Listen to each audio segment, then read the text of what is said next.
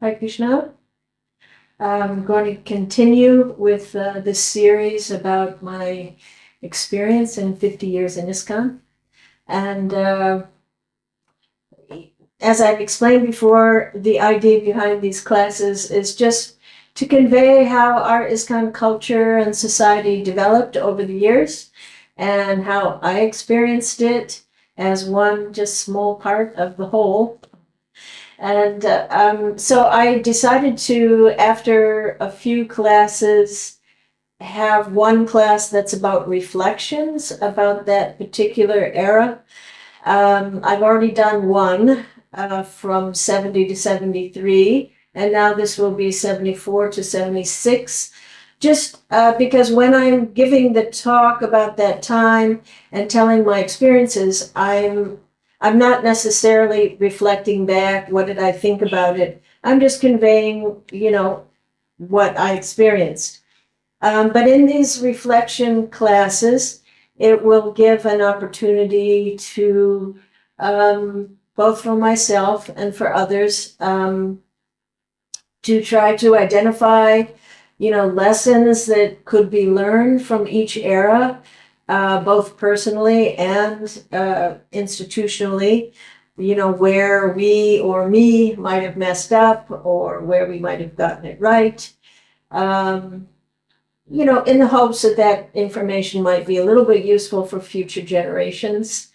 So in the last reflections video, covering that time up to 73, I explained that time was a time of awakening, joy, discovery, enthusiasm, commitment, unity, innocence, austerity, and also very much a time of naivety, sometimes fanaticism and foolishness, and exaggerated sense of self-importance, perhaps. So now these reflections today that I'll talk about, we continued those same attributes, I think, could be applied also. They went forward in the same spirit in the next few years, but with a little more emphasis, I would say, on passion and the need for external results rather than focusing on internal progress, let's say. And more emphasis on hierarchical structure and an increase in maybe competitive spirit, and the society itself just becoming more structured with a bit less spontaneous, with more set formulas for how we do things. We started to have book quotas and bhakti programs with, Sika points and all sorts of things. So a little more, structure in that sense, while, at the same time, continued tremendous commitment and with the whole focus of being on the mission and surrendering to that. And the energy generated was phenomenal. And it was still, in these years, still feeling quite new and exciting. And we're still pretty much in it all together. And personally, I felt myself pretty much forcibly pulled along by the whirlwind of enthusiasm and love for Srila Prabhupada that I was surrounded by. You just couldn't help but get drawn in. Alone, I would have been something different for me. I did not have, the kind of energy, but you get pulled along by it. So that was wonderful, and I, could realize very clearly at this stage the power of association and the power of having a clear mission. So were we growing as individuals at the same rate that of the growth of the mission? Well, that's not a pat answer for that. Indeed, there were many devotees, very pure devotees, very sincere.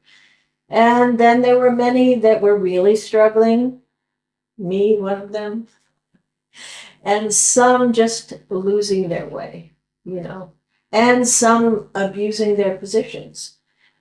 But nevertheless, it was a time of tremendous expansion. There's a lot going on. I don't like when, we give descriptions. It was like this. It was like that. It was different depending on where you were, your gender, your age, when you joined, who was your authorities, everything.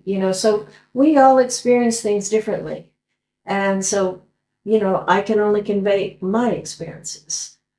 As I went through them during these different times, So as I explained in the class about this time from 73 to 76, that at least I was in France, and it was it was a worldwide shift, but in France, there was this big shift because we got a farm community. We got the New Mayapur property, and consequently, Srila Prabhupada's emphasis, he started around this time. You'll find that he started talking a lot about farming communities, and this was a new thing.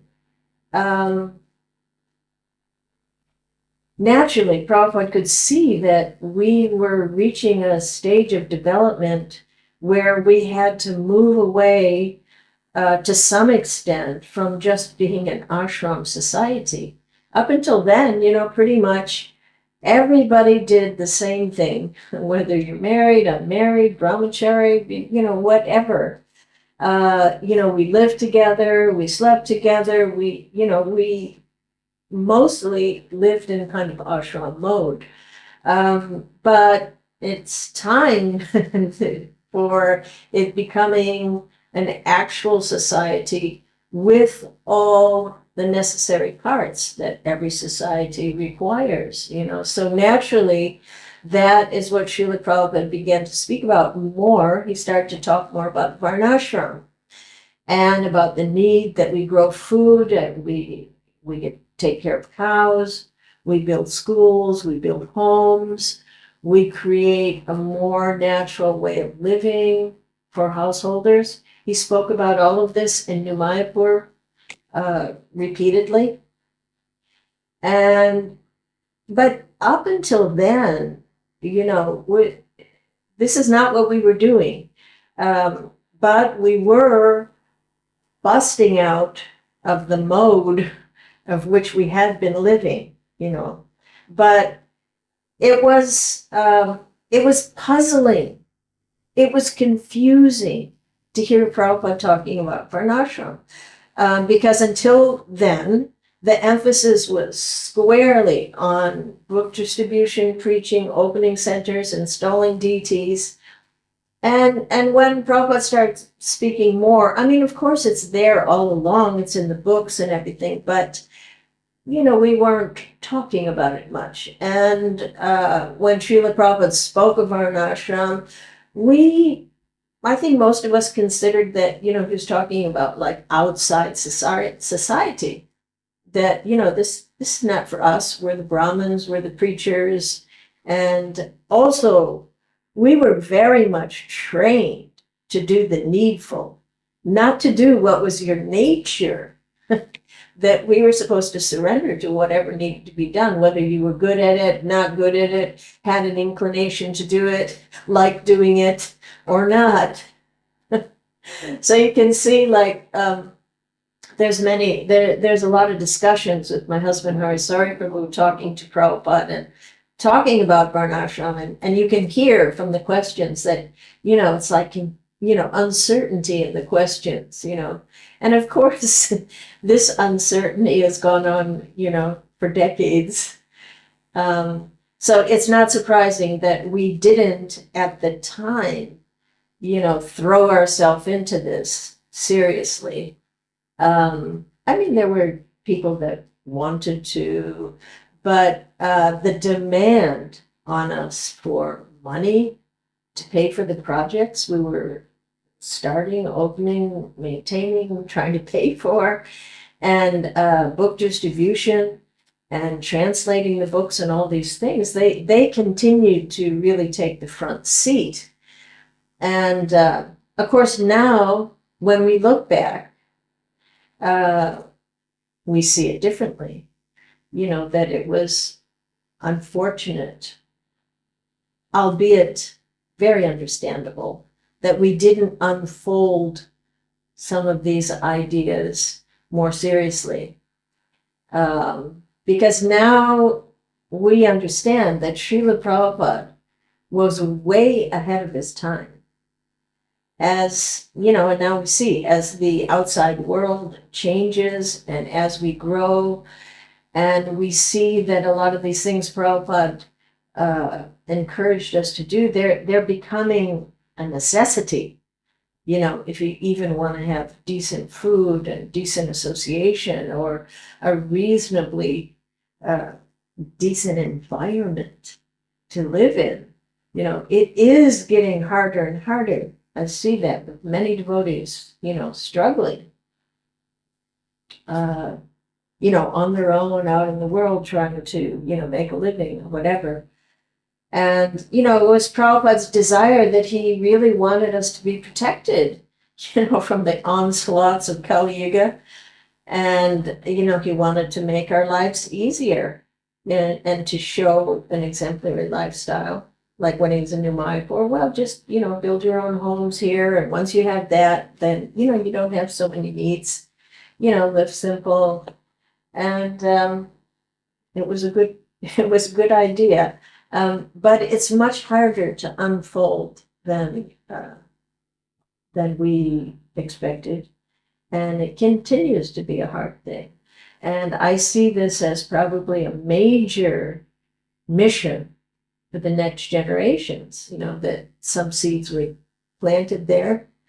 And there are things growing. I mean, it definitely, some places, wonderful things are going on. But, you know, to really do this on a big scale, this will be going on for you know, decades into the future.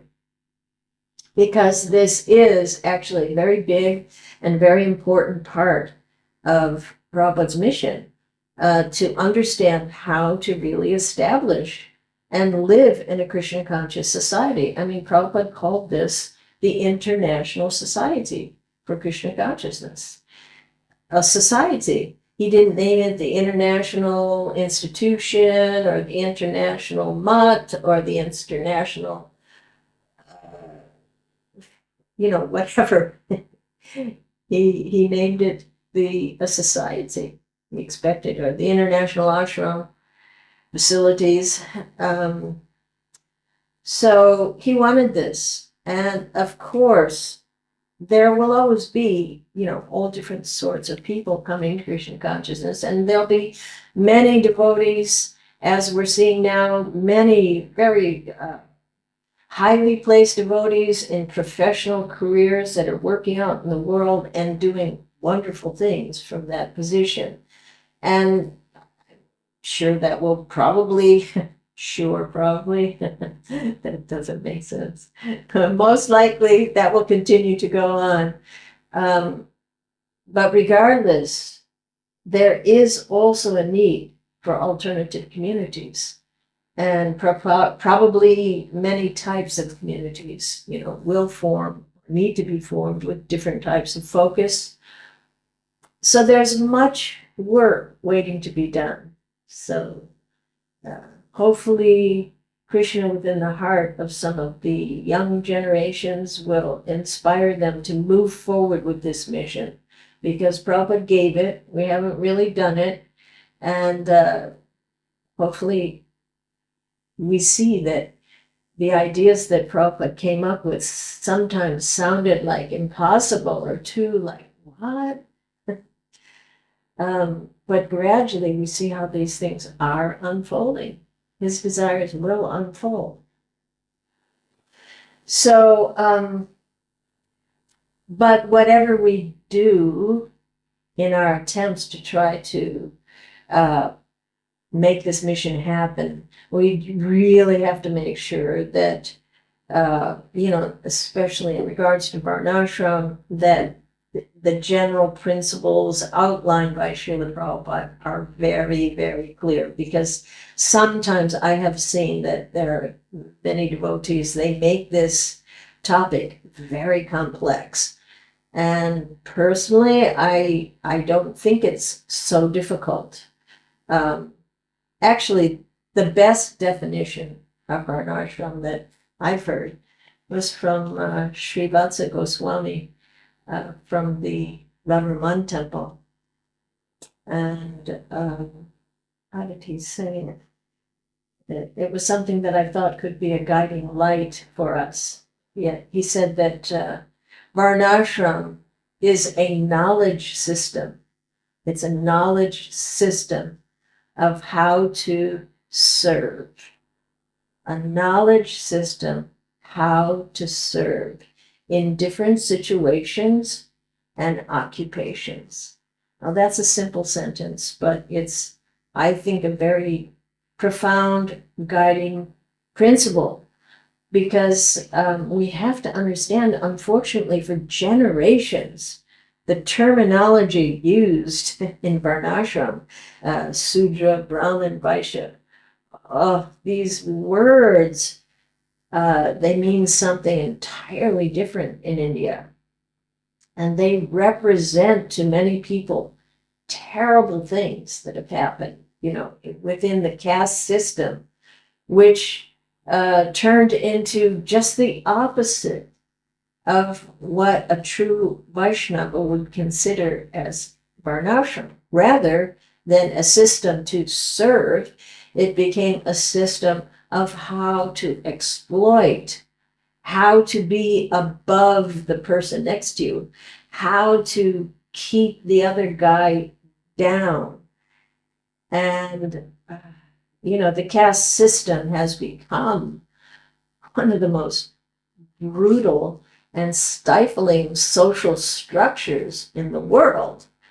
So we should be aware of that, that however we may try to move forward with this, we need to be aware of the history and how this system can very easily be abused and misused.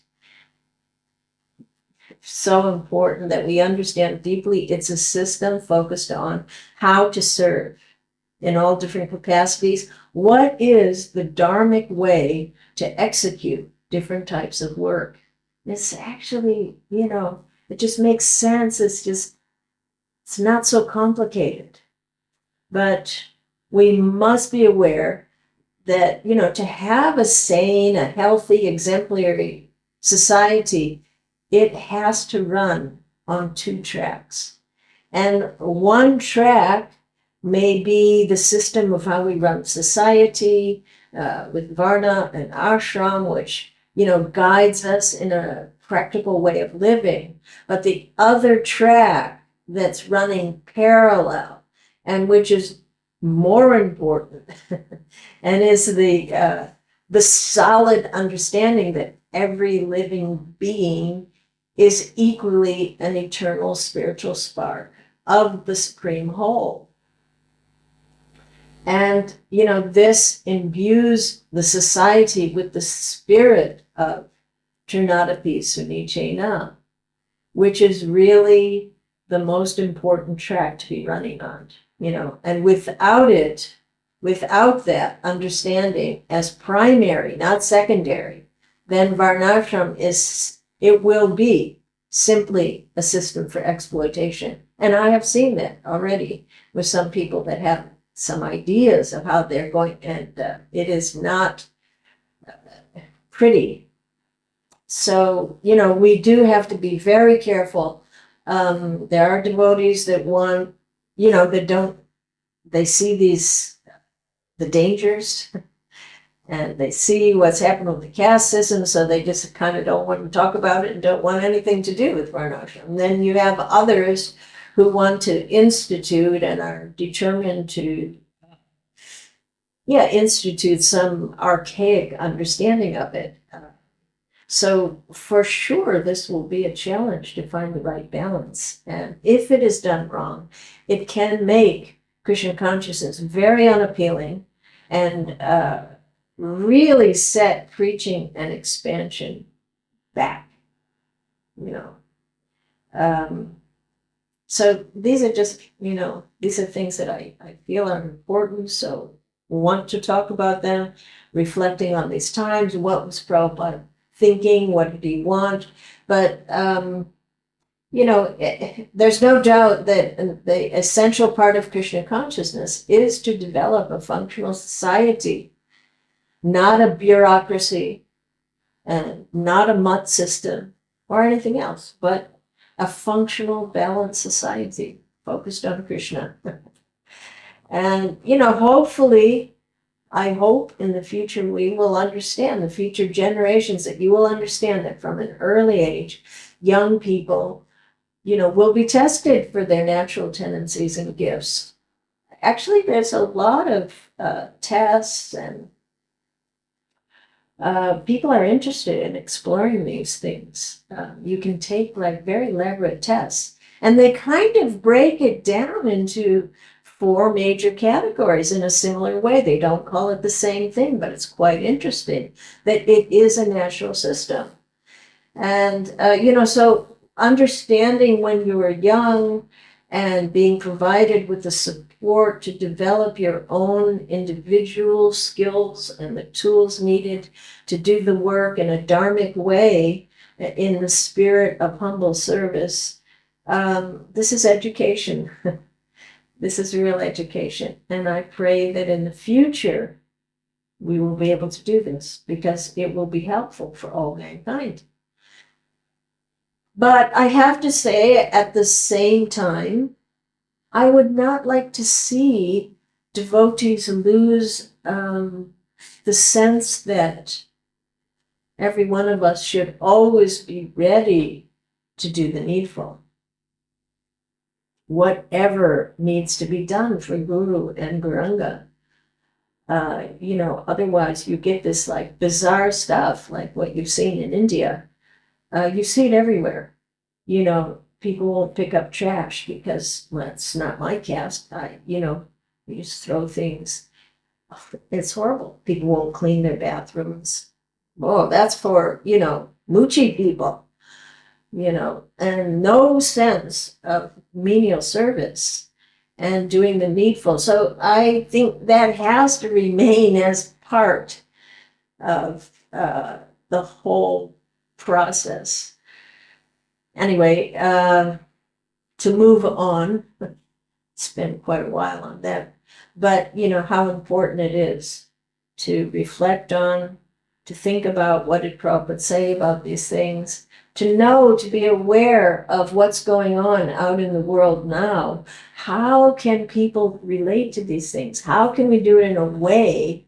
These are things that our great acharyas did. Like if you do a study of, the things Srila Bhaktisiddhanta Saraswati did, things Srila Prabhupada did, things Narottam Das Thakur, and even Mahaprabhu himself, understanding the environment and the mentality of the place and the time in which they lived.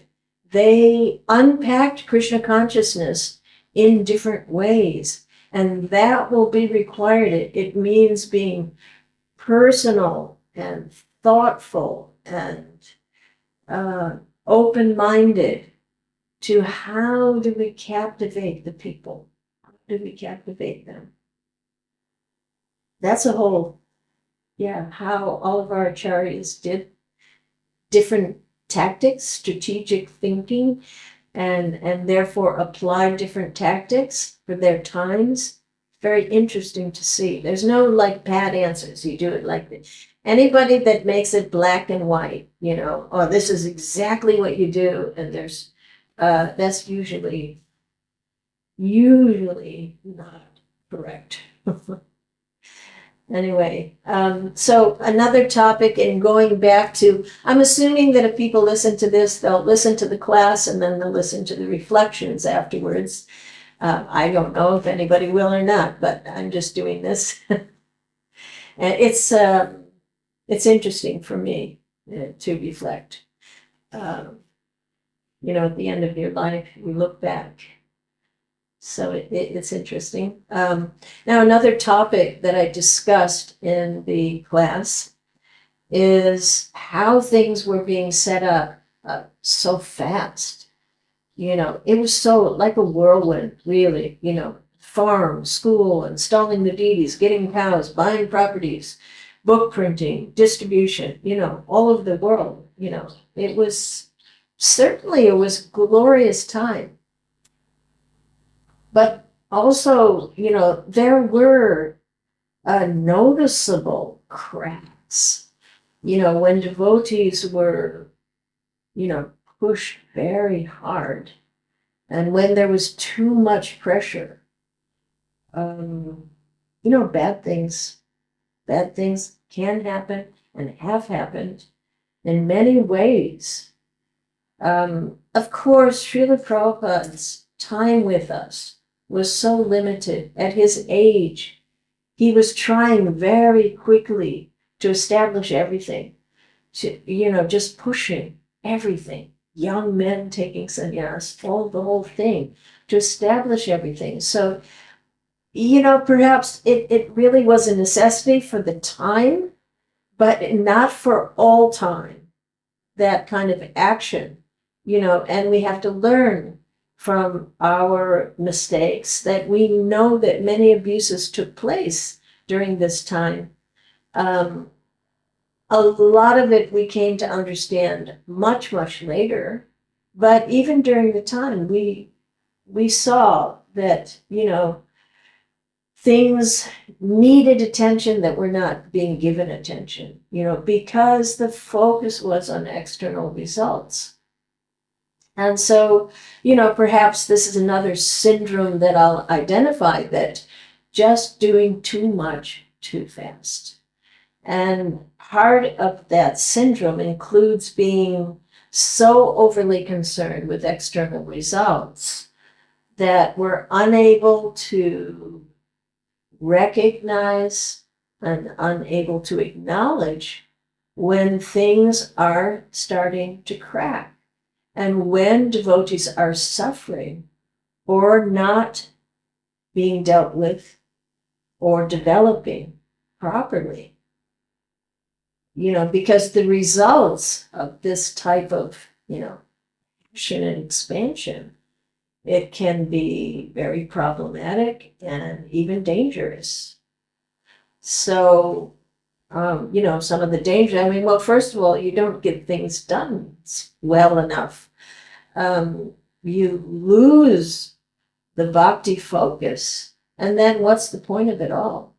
When you got to get this result and that result and do this and do, and then, the bhakti, the mood of devotion, it can just, dwindle away and become all about, something external. And, so then what is the point? What is the point?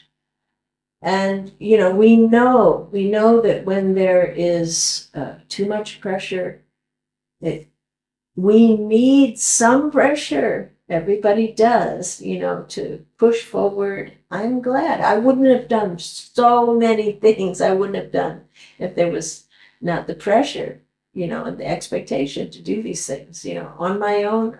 No. So most of us do need a little pushing and pressure. But when it becomes extreme, it causes stress, anxiety, depression, and it can make you do things that you would not normally do and make one unstable. And there was plenty of that. There was that also. Some people, temporarily were maybe set back a bit. Maybe they dealt with it, moved on, and everything was fine. But for some people, not. And I think the main point is that stressed out adults will adversely affect the children. And of course, this is a very big topic, and I'm not going to get into this now because it wasn't something that was in my face at that time. I'm trying to go according to my experiences, but I was aware that, the ashram, we had this for school in France, and as far as I know, there were not a lot of severe problems there. There were definitely some loving teachers. And when I talked to some of the kids that were there at that time, they all seem to have very strong bonds with each other, having been through certain experiences together. And that can be explored more later. But I didn't have children, and I wasn't involved in the Gurukula, so I wasn't aware so much. But what I did see is that because of the emphasis on Sankirtan, anybody who could do it was out doing it. And so anyone who couldn't do it then was put into the school or the DD program or, farm work. And so that meant that not necessarily the best people were taking care of the children. And so that has to change. That there is nothing more important, really, than seeing that, qualified, well-balanced people are taking care of children. So this is something that even at that time, I thought, this is not so good. But, it wasn't my job. It wasn't my business. It wasn't my service. But now we know that, many things happen that shouldn't have happened. I mean, in France, I think it was better than most that I've heard. It was a beautiful environment there. To me, it looked like the kids were having a fantastic time. And they were there at Mangalarti, and they just seemed very enthusiastic. So that's a topic to discuss more in greater depth at a later time when I have more awareness about these things. At this time, I did not, But anyway, for, just some lessons to learn from this particular era is that it's great to be enthusiastic. We must be enthusiastic. It's Rupa Goswami says that's one of the first principles in devotional service is enthusiasm. It's essential, and to focus on the mission. But it's important to understand and perceive the difference between enthusiasm and passion. These are two different things, So we have to find a balance. It's different for every individual. It's not something that can be legislated or orchestrated, but there has to be some balance between getting external results and also seeing that you're getting the internal results of the bhakti process as you're going along. That we don't forget the goal is really just to please Krishna. And of course, it is difficult. If you're in charge of a project, it's difficult when you have to pay the bills and you have to feed the devotees and you have to get all the offerings made every day, all day long. And, there is a lot of pressure. It is easy to kind of stand on the sidelines and say, why you didn't do that? It's hard. It's hard to run a society. And it is easy to lose sight of the goal and, go out, get off the path somewhere, So it's something that next generations are going to have to, consider very, very carefully. And know that caring for devotees, it's primary. It's not secondary. It's the first things first. Care for the devotees, especially the children.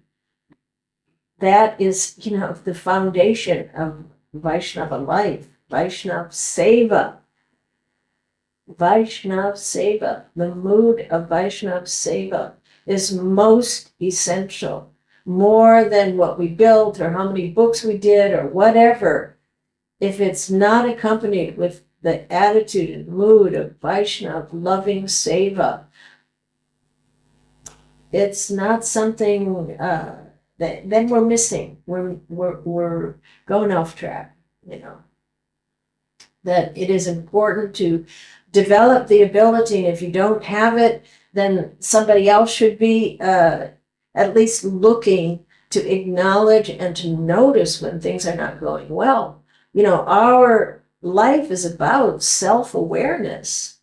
I mean, this is what, self-realization. This is what we're trying to do. And sometimes we're not even seeing what's going on with ourselves and not even being, honesty. It's the foundation of practice of Brahminical life. There is no question of being a Brahmin without being honest, without being self-reflective. So sometimes we think that we can ignore what's happening internally and maybe it'll go away. And sometimes it does if we're serious enough, praying enough, good enough sadhana. But oftentimes it doesn't. It needs attention. And we have to be careful. There is now this popular word of, the danger of spiritual bypassing. You just try to jump beyond everything material. And, we've done that. And so, it's more identified now. And, because it makes things turn ugly, And, you may question, well, why didn't more devotees speak up if they were, having difficulty, about their own struggles and their own uncertainties. And that's because it was not easy to be heard, because that kind of openness of sharing was not so much present. There would be more judging or shaming or even removing people from their service if we heard that somebody's, struggling with this or that, So it's important that we create a culture. That's what we're doing. A society means a culture.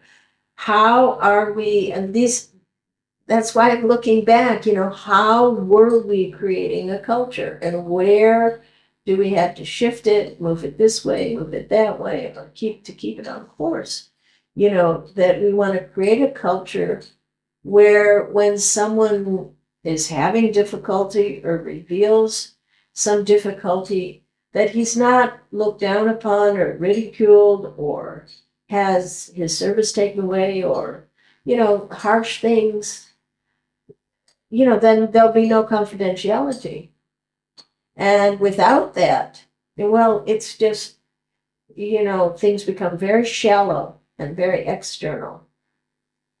If kindness and care are not present, if people are not able to be vulnerable, at least with someone, it doesn't mean the whole, but, no one will speak up.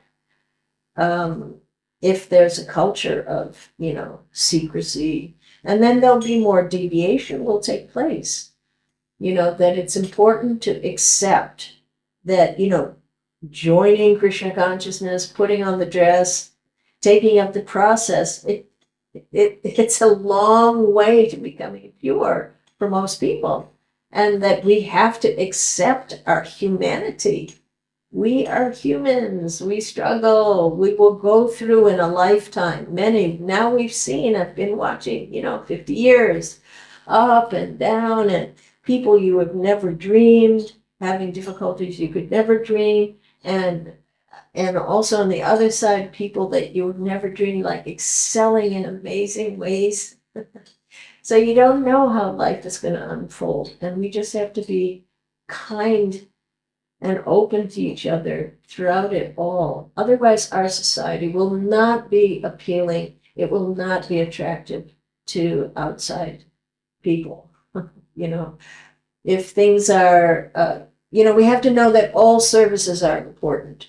During this time, there was a lot of, if you do, book distribution, you're more important. If you do this, you're less important. That is just absolutely, a wrong understanding of Krishna consciousness. We have stories and stories, we could talk for a long time about this, about stories where Krishna, saw the small service was more important to him than, somebody doing so-called some big thing. How big was any of our big things anyway? That, it is necessary to have a hierarchy, but we need to tone down the mood of the hierarchy.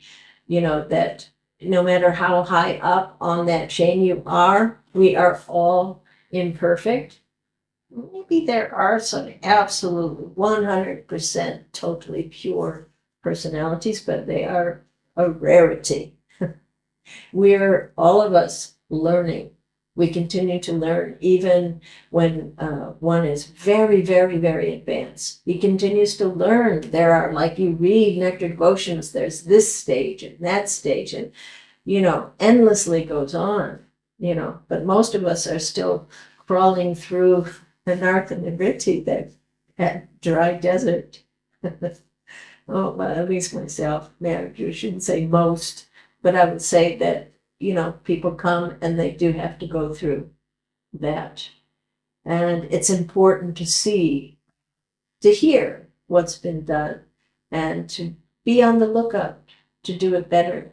There was also a competitive spirit at that time in Prabhupada liked competition, but again, you have to be very, very careful that it doesn't start to be just boosting your ego,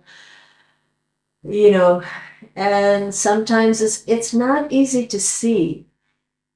Sometimes someone seems like deeply spiritual in their attempts, and then suddenly it turns into something else, so it's not so easy.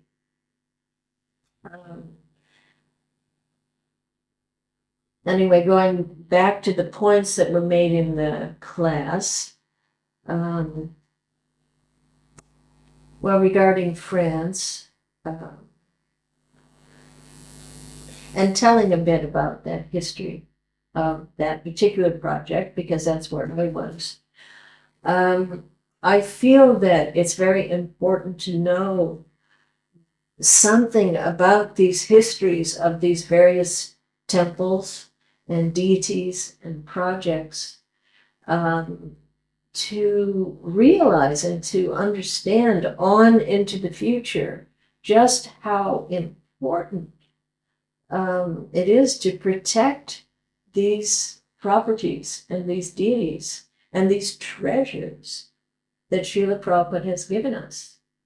Like in France, the first Krishna Balaram installed in the Western world by the hand of Srila Prabhupada, and his quarters that are still there, kept nicely as they were when he was there.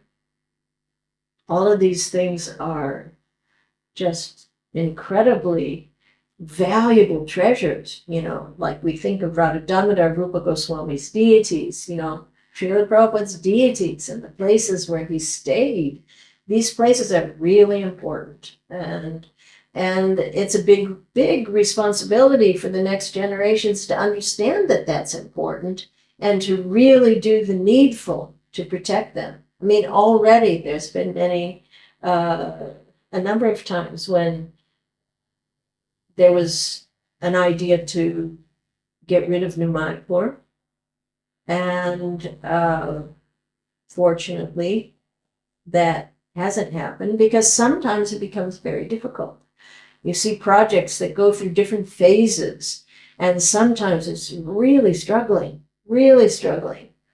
and maybe only a handful of devotees, and things look really bleak. But then you visit that place, maybe 20 years down the line, and it's just booming.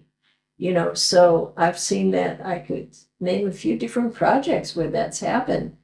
And so it's very, very important to keep these properties, especially ones that Prabhupada loved and that he identified. So it's been a struggle, like there in France, and it continues to be, but it seems to be going upwards now. And there may be a time when it's a necessity that devotees need to flock there and need to live there. You see, like Europe in war and things that are going on, so it's not like, I find that there are a lot of people that are, not so keen on being in internal ISKCON anymore, with all the problems that we have and the struggles and sometimes not the right mood and everything. But, it's easy to just, so just try to do something in their own way, individually and whatever, and that's fine. But if we don't protect these places, and it will require working together. Many times that we've had dangerous situations in ISKCON, there was enough strength in the GBC and enough concern amongst the general devotees that we came together to do, collect funds and do things that really needed to be done. I hope in the future there will be enough people who have that same kind of commitment to keep things that are very valuable and treasures related to Srila Prabhupada, that they will have the drive and the initiative it takes to protect them. It's not an easy thing. So then other reflections from that time. In the class, I talked about how, the first time I went to India and just how amazing that was. And I will be saying more about that because I spent a lot of my life in India. And, but I'd like to just make it known, make a clear point that everyone, I'm thinking of people in the future, that you take note that during Srila Prabhupada's time, when he was with us, the ladies were doing in India, they were doing puja, they were doing worship visibly, they were dressing, they were doing artis, they were cooking in Delhi, in Bombay. Prabhupada wasn't doing it different in India. He was doing revolutionary things. Even to the day just before Krishna Balaram were opened, Prabhupada was expecting that some ladies were going to be dressing the deities behind the altar. And mainly because of social, political, cultural, things, already what Prabhupada was doing was totally radical. He brought foreigners, men wearing Brahmin threads with, white faces, and Sikhs they're gonna open the curtains, and there they were gonna be doing arti. That was radical.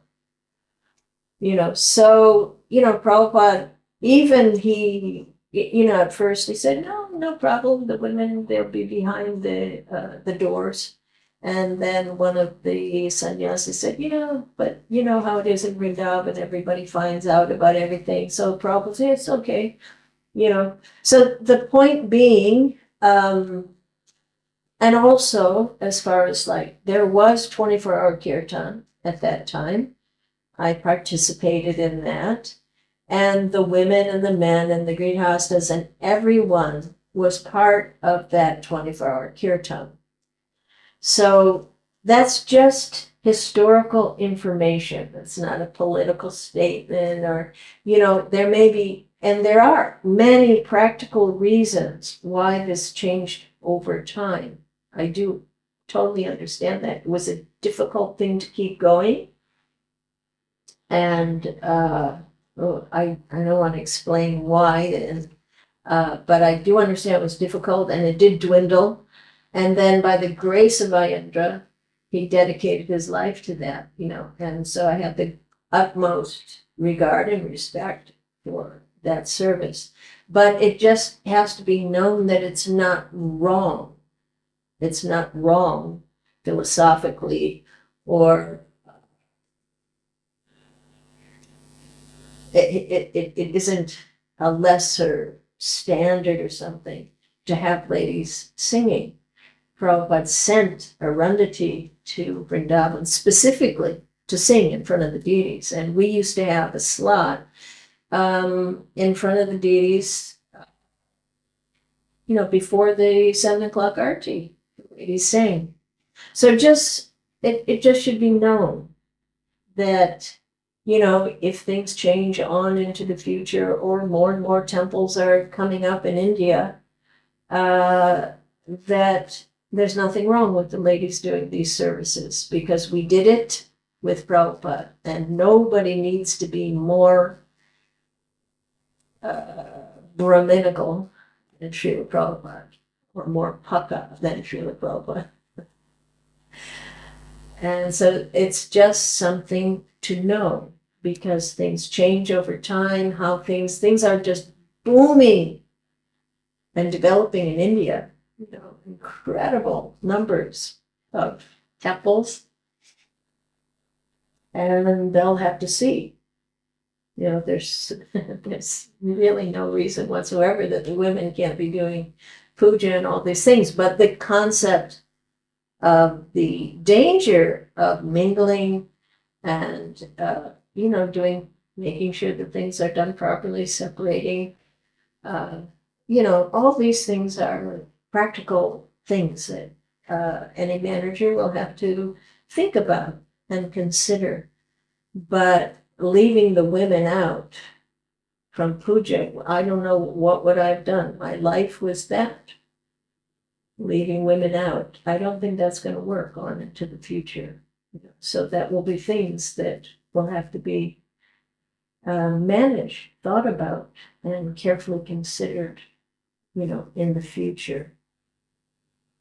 And, as far as, that during that time, of course, my first being there in India, you see that there's culture, natural separation of men and women, that not hanging out in the way that people do in the West.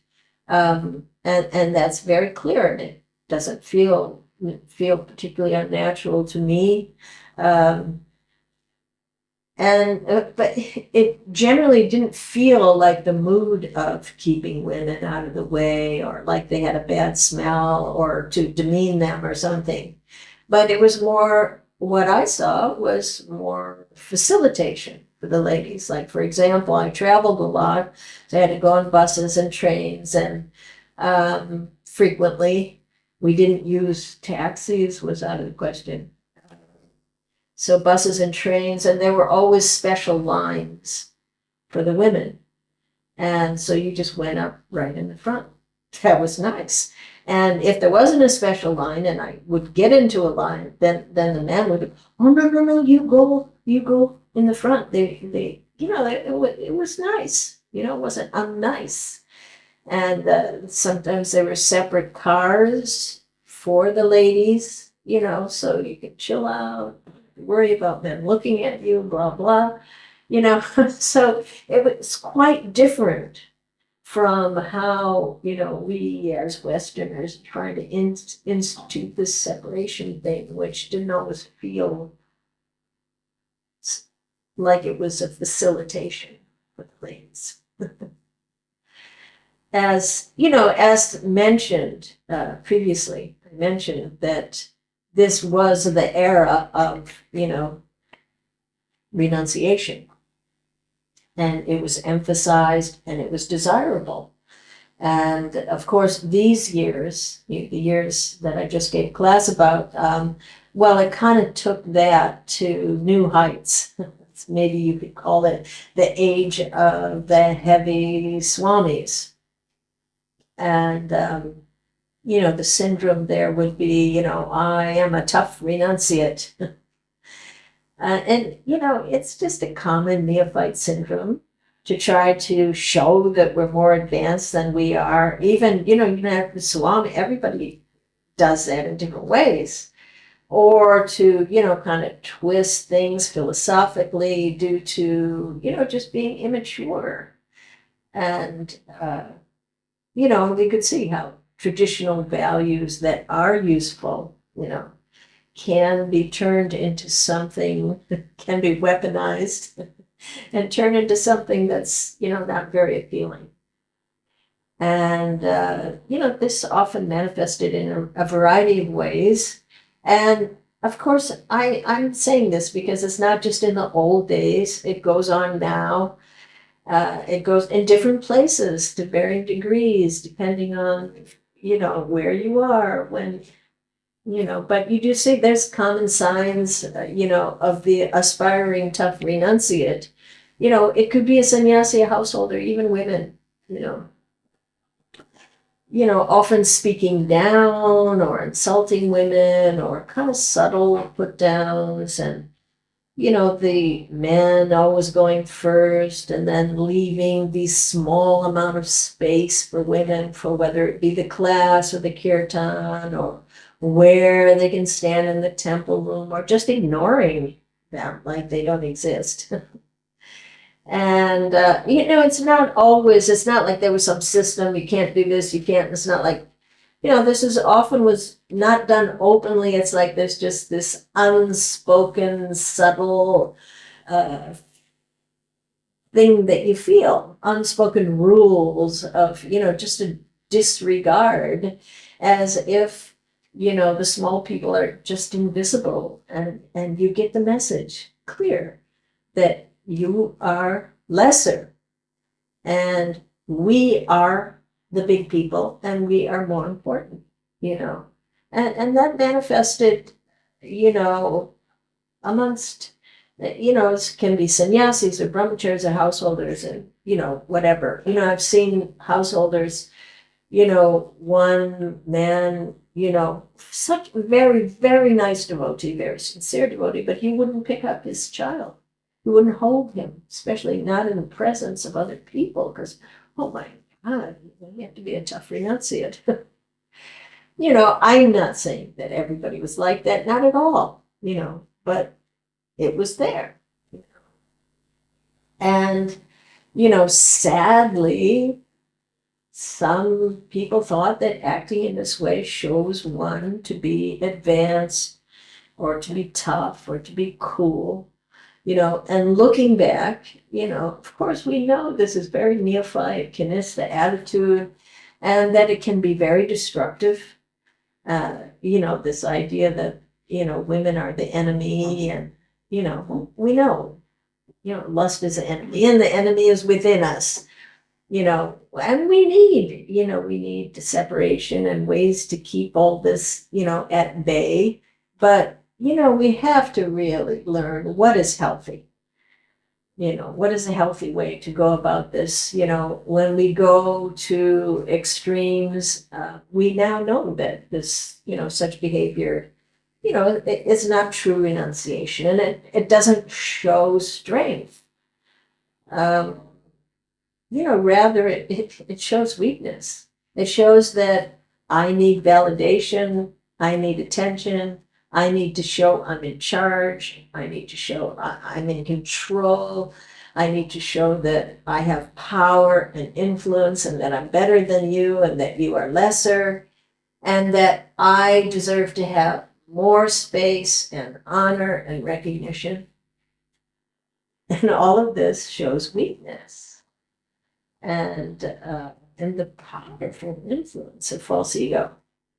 And it generally shows a person, in a person with actually low self-esteem rather than a strong person. So these are things to learn. That because it's damaging in small and big ways. We know how it's damaging to, especially to women and children, married people. And it was damaging to the renunciates themselves. Many people taking sannyas prematurely, you know, trying to be the tough guy. Not to say there was tremendous sincerity that, really wanting to give everything meant, but it was just immature, to not realize what that meant and how difficult that actually is. And now we've seen, false renunciation, it tends to make one hard-hearted. And it makes one also bury their material desires, like we were talking about, spiritual bypassing. But then it comes out. It comes out, and sometimes in some kind of perverted form, or it eats one up from the inside. So, a lot of these behaviors, sometimes they're done in the name of protection of women, but what does it mean to be a protector? I mean, in some cases you say, who will protect us from our protectors? So you need to think in terms of, when you have a child, anybody that has a child, you know what it means when you want to protect them. I mean, you're constantly thinking about everything to facilitate them.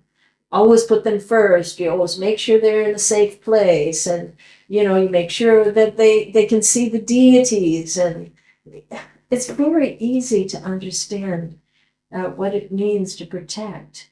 If you think in these terms, just like I think around this time there was a parikrama in Vrindavan, and there was a women's bus, and the women's bus broke down. And the men just kept going, and it was a big issue. It was a big thing, and Prabhupada heard about it. She was really not happy, and it's like, like they knew, that something happened to the women, but I'm a tough renunciate. I'm not going to go back there and see if they're okay. But if you want to be a protector, then that protection has to be based on love, or at least, a minimum of respect. So, personally, I'm bringing all this up, but for me, I did not feel these things so much or so strongly where I was.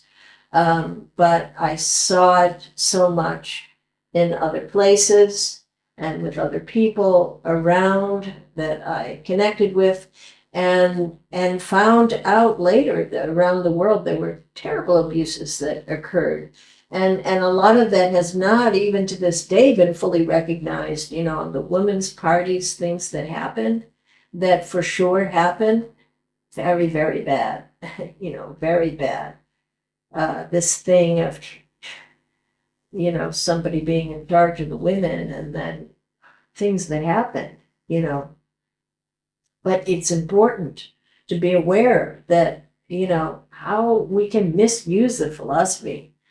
You can turn a beautiful thing into something ugly, and that has happened. And that Krishna conscious philosophy, it can be very easily and very wrongly interpreted in a way that, is just like a heaven for anybody that has chauvinistic tendencies. There's plenty of ammunition, so having balance and understanding philosophy correctly, it is so, so extremely important. And then you may say, well, why did, women tolerate this, and why was not more said? How did the women feel? And, I can't say for everyone, but again, it's not like, like there's so much that's positive, and there's so much that you're happy about. And there's a lot of stuff that you just kind of tolerated, because of, things just moving so fast. And now we know there are many things that went undetected or unreported, and we found out later. So that's one thing, and that's a common thing that people don't come forward, for a variety of reasons. But, to understand that we are young, very young people that had just come out of a very, liberal, promiscuous, rebellious society, and we're now trying to learn a new way of living, and there's no senior guidance, and we're just like, so busy and we're trying to absorb these things that we're hearing. And so, mainly the thing is we're just trying to please Srila Prabhupada. So Prabhupada said you should be submissive or you should be surrendered. And then however we translate that through our young, unadvanced minds.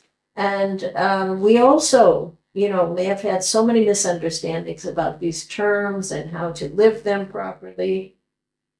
And then there's also that many of the, heavy swamis, they were really great. And they were really respected. And a lot of them gave, fantastic classes, and they were doing amazing seva. And Srila Prabhupada appreciated what they were doing. So, our awareness that what we're trying to do was, we were aware that it's not easy. We're trying to do something that's really tough. And so we tried to cut each other some slack, or at least the women. I think the women are a lot more kind to the men than the other way around. I think there's a lot of stories women could have told but didn't. But also just the fact that it wasn't that everyone was like that, not at all. There were so many, I felt, well protected, great relationships around me, people that I really had respect for. And I just didn't feel this type of thing so much with that many devotees that I was associated with. But I heard about them a lot, and I saw them, because I traveled a fair bit. And, it's not that it was there, but personally, I felt this is just kind of another one of the things to tolerate, like many things we had to tolerate. And so you just kind of grin and bear it, sort of thing. And maybe in retrospect, I think should have spoken more openly. But again, the environment wasn't so open to that sort of open communication. And I don't know, personally, I just thought, I'm on this path and there's going to be distractions on it, and I just got to keep climbing along this path. And when I saw that kind of behavior, basically it just made me lose respect for, so-called big people. But, I saw so many other wonderful devotees and so many other, and I just, you have a goal, and you just don't let somebody else's problems become yours, if possible, if and when possible. But it also, just philosophically, it made me consider, I'm being subjected to a certain kind of mentality. So philosophically, we know that nothing comes by accident. So if I'm being treated in some way improperly, maybe I did that to somebody else. Maybe that's a reaction to something I've done. Or maybe this is really a lesson from Krishna, something that he really wants me to learn.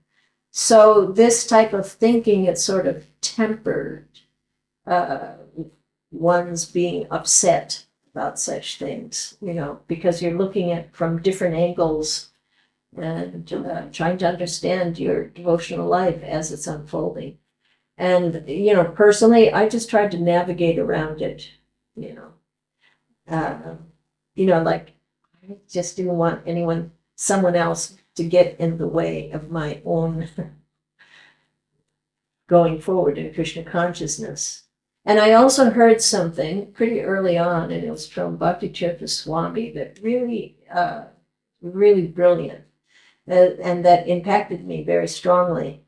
He told Prabhupada that there is, he's black, so he was experiencing another kind of prejudice, for a black person. So, you should understand that these are not just things, these are not just something that happened to women alone. These happened to, householder men. It happened according to your gender, your nationality, your race, all varieties of prejudice are going on, until you're very advanced in Krishna consciousness. It completely goes against the very foundation that we're not this body. But when Bhakti Chaitanya Maharaj brought this to Srila Prabhupada, he said, I don't like to tell you, but there's racism in your movement. And Prabhupada didn't deny it. And he didn't say, oh, that's terrible, or that's, he just said, yes, but if you're affected by it, you're no better than them. And, and maybe those aren't the exact words, but the point being, yeah, if you think you're black, and if you think you're a woman, and if you identify with that so strongly, then these things will really hit you, and they'll punch you in the gut. And, because you have this strong identification. When it's some other thing, some other form of prejudice, you don't get all riled up about it, but due to our strong false identification.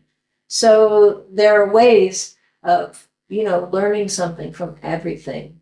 And of course, it is not at all surprising that, in attempting to give up sense gratification at such a young age, that we behaved in immature ways. And, the sexual drive is like the greatest power that exists. And here we are, a bunch of kids, fresh out of the 60s, free society, young, inexperienced, and standing up against the whole illusory energy, kind of like David and Goliath.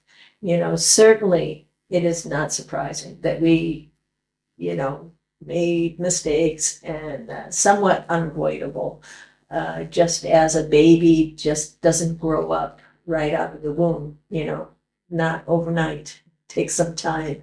And we were definitely babies, but we were going to war with Maya.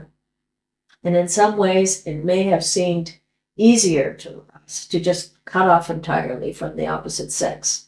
And sometimes it can be, in a way, empowering and liberating, like those brahmachari parties and even the ladies' parties. I mean, it was nice, to just not have to worry about those things and just be, focused on your spiritual development. And, in some cases it made people fired up, and of course we know there was mistakes, unfairness, and even abuse.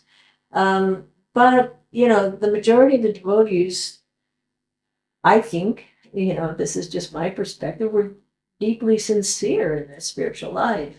And I believe that those first sincere attempts and the bold moves that we made to try to leave material life and leave everything behind and try to do something for a pure devotee, I believe that will never be lost, or is never in vain. And no matter how it turned out for some, that connection, albeit naive or immature, and those times when we were able to just, spend all day, every day, immersed in the mission, that is our greatest asset. And I think, most everyone feels that way, at least the people I know. And for those who, then it's much harder for those who suffered something serious, especially for children, or for devotees in their formative years that had really bad experiences. I just believe that Krishna is so kind, and that Srila Prabhupada trying to do something for Srila Prabhupada is such a powerful thing, that somehow Krishna will make up the difference for every individual. I just believe that. That everyone will receive his blessings in some way for participating in this most revolutionary time. And maybe for some that's a hard thing to swallow, but it's the way I see it. And at the same time, we have to know that for the future, we should be very, very aware of unhealthy ways of practicing. We should know it. It should be taught. It should be explained. We should understand different syndromes and different psychologies. And then we should know there's no need to try to be a tough renunciate. Rather, we need to create a genuinely loving and nurturing society. And in the words of Bhaktisiddhanta Saraswati Thakur, I have written here, these are beautiful words from Srila Bhaktisiddhanta. He says, Vaishnavism is the highest religion of transcendental love. It includes the essence of all teachings and at the same time surpasses them all. Vaishnavism perfectly harmonizes with softness and tenderness, which are the main qualities of female nature. It is essentially a religion of caring kindness, tender love, and divine grace. That's from Sri Bhaktisiddhanta Saraswati, who is not a tough renunciate, just looking like this is his heart, this is what he's. That Vaishnavism is not, is that not his words? That's the end of that. It's not a stoic renunciation of the world. Although a devotee is detached from material sense gratification, he's always magnanimous and filled with compassion and love for all souls. And he's a well-wisher of all men, women, children, everyone. That is Vaishnavism. And again, another quote from Srila Bhaktisiddhanta Saraswati, when he was asked, who is the topmost amongst your servants, amongst the devotees who serve you? And he said, the greatness of a person's service is directly proportional to the amount of love and affection he has developed in his heart for the Vaishnavas. The greater the affection, the greater the service. Another beautiful quote. So these are, the essential aspects to imbibe and practice as we try to develop our character and our devotee culture. And, every generation there will be a different climate, different ways of preaching and practicing, but a Vaishnava's character is always the same. It's imbued with humility and service. And we are meant to create a culture of respect. And not respect for a chosen few, but respect for everyone, for all living entities. And again, as Srila Bhaktisiddhanta Saraswati as the example, for him, to everyone, he joined his hands and said, Dasosmi, I am your servant. To his disciples, to everyone. So this is the spirit. This is the spirit that we want to see go on into the future. That in such a culture, no one will be abused. And future generations, that have to unpack this, unfold this. It's not a matter of policy. It's a matter of genuine spiritual growth. It's from within the heart, something that pours out. It is natural. So that was, actually, I talked a long time. But just one last thing, because I spoke about my difficulties and my confrontation with Maya. I mean, I'm always confronted by it, but this was like big and very visible. So, there's another syndrome that I'd say to beware of Maya when you think, I'm not in Maya. That, we learn, from experience how tricky Maya can be and how careful we must be to observe ourselves. Or it's a lot easier to point out the Maya in others that we don't often see it in ourselves as clearly. but it's more important to identify it in ourselves than to identify it in others. Actually, there's a fantastic song by George Harrison where he says, "Beware of Maya. Watch out now, take care, beware of thoughts that linger, winding up inside your head. They take you where you should not go. Beware of darkness. It can hit you. It can hurt you, make you sore. And what is more, that's not what we're here for." What a good song. He really got it. So Srila Prabhupada said often that we're not afraid enough of Maya, that we need to pray for protection and be very honest and self-aware. We have seen so much self-deception. If it's not rooted out, it causes a culture secrecy, deviation. So very important. Beware of Maya. And with that, I will end. Hare Krishna.